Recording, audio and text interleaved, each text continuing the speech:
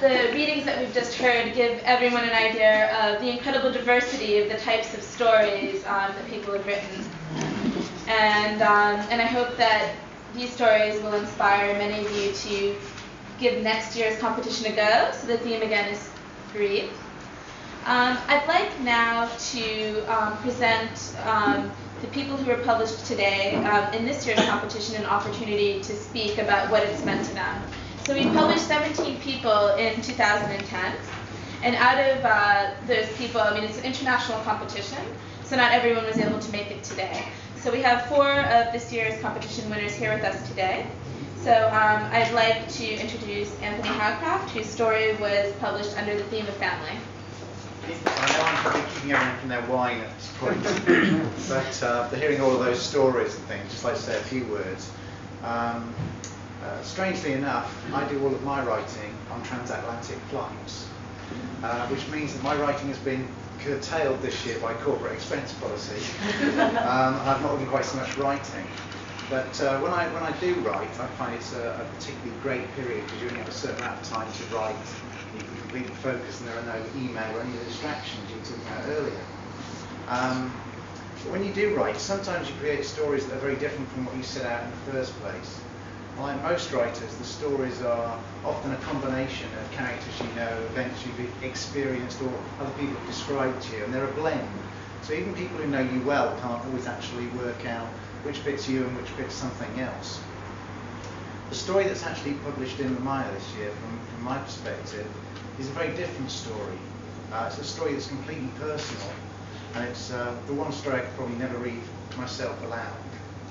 And because I was slightly worried about what my brothers and sister and parents would actually think of this story.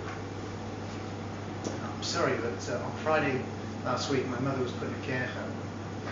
She has terrible Alzheimer's, and she can't actually know who we are anymore. So it's rather strange for me the story is actually published. I would just say, if you are writing a story, you should just let your inhibitions go and put it out there, because by the time you get to give it to someone, they may not actually be able to understand it themselves. Thank you. I'd like to welcome Darren, who won an honorable mention, to talk a bit about his story. It means, first of all, I'd like to thank the judges for selecting me to be in the publication. It means a tremendous amount. I think all writers experience the sensation that when you're writing, you're doing it in the dark. You don't know if it's going to make it out to the outside world. You don't know if anyone's ever going to read it.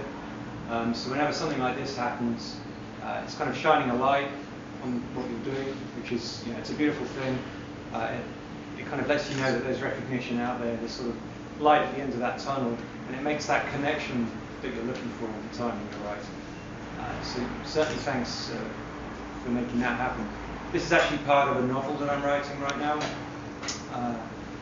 And to sort of follow up on what you said about just letting inhibitions go, this kind of inspiration came to me about a year or so ago, and I just went with it, let it happen. This story kind of formed sort of as a preview of the whole novel, and I sent it to a couple of places, and it feels like a great honour to sort of be amongst, to be in this company, essentially. So it's inspiring, it's motivating, and it just kind of lets me know, keep going, just don't ever stop, because these things happen in increments, and this is sort of another step along the way.